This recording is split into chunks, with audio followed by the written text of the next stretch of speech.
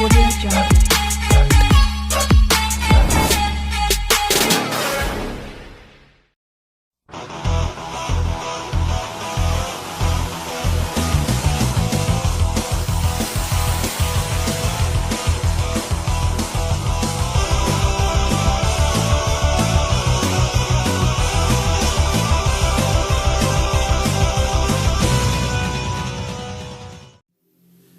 I think it's safe to say that I can call Dino Fury Season 2 or Dino Fury as a whole a great series in my opinion.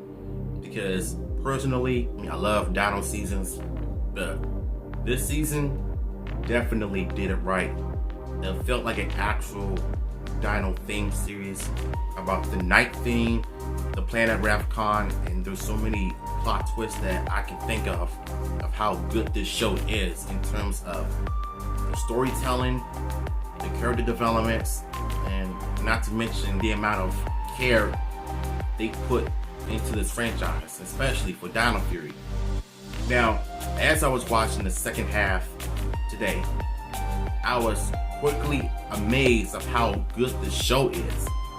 Amelia, for the most part, is definitely one of my top 5 Pink Rangers out there, because this character went through hell trying to find her parents of where they come from, what happened to them. And it turns out that she's an alien, just like Zato and Ion. And the fight scene she had with Slider was really good, even though it was like a few seconds. But you know what? The entire series was just, like, in my eyes, it was perfect. Even though it has some, Neo Saban is talking while fighting, but Sentai's been doing it too, but I think we try to cut away from the Nickelodeon restrictions. You're free to do whatever you want with your own show. And so they're in New Zealand filming today. So Dino Fury Season 2, I love it. The characters, they all work, they all click. There were so many quick moments. There are some moments that really make me think, that shouldn't be in that episode. But you know what? I think personally, episode 15. No, I think it was episode 14 or 15. Episode 14 is when they went to Ravcon to see what it was like before the Sporks destroyed it. That scene was so emotional that I almost broke down, because that's how good the show is. The writing, the acting just feels so strong. And the amount of effort these people are putting into this series, it really makes me want more. Like, I want more of Dino Fury. I want more of action, storytelling, and important plots. Now, AC, on the other hand, is my second favorite Ranger of the show. This girl, even though she's the first LGBT Ranger, but the amount of stuff in episodes being dedicated to her, Tessa Rio does an amazing job playing the character. But yeah, episode 17, when she couldn't tell her girlfriend that she's a Power Ranger, but when Fern said that she told Izzy she loved her, and she was gonna straight up tell Izzy that she's a Power Ranger. My biggest problem with it, they should have just rolled with it.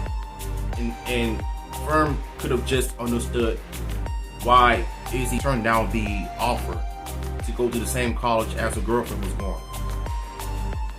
And you know what? The episode was really good. I just loved it. The acting, the intense moments, and the fight scene of her being in the breaks out of mucus and the henchmen. Even though this is real social footage mixed with American footage, they do it so well. You're like watching Real Soldier. Okay, so Ali, on the other hand, I'm still not fond of the character. He's still a dick, to be honest with you. But I guess in time goes on, he does get better in time, but I just don't like how the writers are making him so dickish in both seasons. The Valentine's Day episode, they finally confirmed that him and Amelia do have feelings for each other, especially from episode 3 from season 1, which pretty much was confirmed based on their flirtations with each other. Javi, he had some better development in the season of how he was in season 1. He was better utilized here than he was in the first season. In this season, he had so much to do about his music career because Chance Perez is a singer in real life. There was an episode from episode 16 when they had a wishful thinking, wishing for this and that. Ollie wishes for his mom here so he can hug her. And I don't know what Amelia wished for, but she was turned to a child, and Izzy was turned into that thing from Real Soldier. I forgot what you call it, but Izzy as a mini Zord was way funnier. Like, I was laughing mentally because of how good Tesario was able to voice over the character. But there was a moment between Javi and Ollie's mom that really touched my heart. Even though that he wanted to focus on his music, but he kind of realizes that his friends are way more important. But the fight scene with Amelia, can we all just appreciate how cool and badass Amelia is as Ranger? Because Dino Fury gave us one of the coolest Pink Rangers out there. I like her more than Kimberly, to be honest with you. Zato is a good Red Ranger. Even though sometimes he's like a fish out of the water, but he was able to get better over time, especially the finale. When he sacrifices himself to defeat Boy Queen and all of the sporks. But my goodness, the acting in this finale was so good. I cried, y'all. I've never seen Jordan fight so passionate, and everybody was so passionate about what happened to Zato. But the biggest point about this series is the Morphin Masters. When Ion was calling on to fight Lord Zed in an episode when they went to RAFCON, he was so busy trying to prove himself that he can defeat Lord Zed, but he couldn't do it. He realizes that you need to have a strong team to defeat Lord Zed once and for all. But when the Green Morphin Master came to help the Rangers, the Blue Morphin Master was so dickish to her, making it seem like she broke the rules. But she sacrificed herself for the Rangers. It made the Blue Morphin Master realizes that he was wrong for it. But then the Red Morphin Master came in and freed the Green Morphin Master from the frozen crystal. Something tells me in Cosmic Fury they're gonna end up going all out. Even though it's like 10 episodes, I don't care. It's way better. It's less filler. Dino Fury is giving me a reason to be excited for Cosmic Fury next year. This series has done an amazing job of giving the Ranger fans what they want to see. Good story, good writing. I forgot to touch on this. The episode when Ion and his mom went to go eat some Japanese food in Japan. And I don't know how they managed to make New Zealand like Japan. Is Japan and New Zealand the same? Same Wakaporis, same mountains, same areas? Because based on this season, they've done a good job on matching where this location at. So the fight between Ion and this monster, Sweets, Ion versus Sweets, was one of my favorite fights from the season. Even though the episode is supposed to focus on Ollie, but it didn't. The number one thing I've always hated about these seasons is when you're trying to develop a character, make it a focus episode, make sure it's about them, not have the other Rangers overtake that focus. You know what I'm saying?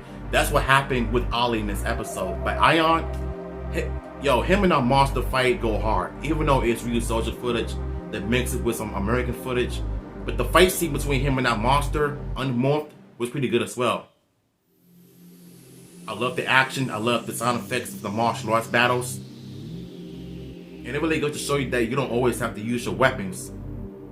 But Ion, he went all out just using all Ace combat martial arts moves. Like, he was just giving him the beatdown. Pop from episode 21, he shined. He told Amelia the truth about her parents, her upbringing. It's literally one of the biggest highlights for me was when Amelia was an alien. The horns came out of her forehead. One of the best moments. It was so emotional at the same time. But again, the finale. I can't stop talking about the finale. I just got finished watching it. That's how emotional I got because Zeno killed himself trying to stop Void Queen. Or using the Fury Saber, whatever you call it. That focuses on the Zord powers, going into the saber and just stab Void Queen while sacrificing his life. So the Red Morphin Master gave the Rangers a piece of Zato in his memories. Oh, that got me crying, yo. Let me tell you something. Simon Bennett and the crew really did their damn job with this season because I feel like, to me, this season is just one of the kind.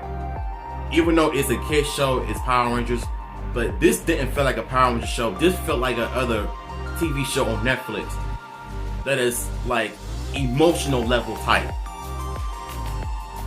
So Tarek and his wife are pregnant. Zato comes in with the red and white Ranger costume, more like a Ghost Ranger, according to the fans. So the episode ends on a cliffhanger. Rangers teleported out of the command center and on to space to face Lord Zed and its original monsters for Cosmic Fury. Now, what is my overall thoughts on the entire series itself? It's better than Beast Morphers because I feel like they gave us so much plot. It focuses on the Refcon planet. So many Rangers have shined in this show. And I'm definitely looking forward to Cosmic Fury next year to celebrate its 30th anniversary of the franchise. So what is my overall score of Dino Fury as a whole? For season 2, part 2, I'm giving it a 4 out of 5. There are some things I don't like about it, but for the most part, the rest of the season, it really kept me in my seat, onto my toes. So, part 2, season 2, 4 out of 5. The overall season itself gets a 5 out of 5. Simon Bennett, the writers, producers, directors, the cast, everybody that has worked on Dino Fury really did their good job on it. They really upped their game and they really stepped up. Looking forward to Cosmic Fury next year, and I cannot wait to see some more updates on the suits. And I know Jinsaku is gonna probably be on Twitter searching for the leaks photo, because 9 times out of 10 you gonna do it anyway. So yeah, Dino Fury 5 out of 5. What y'all think of this season? Let me know in the comments down below. I'm hollering at you in my other video.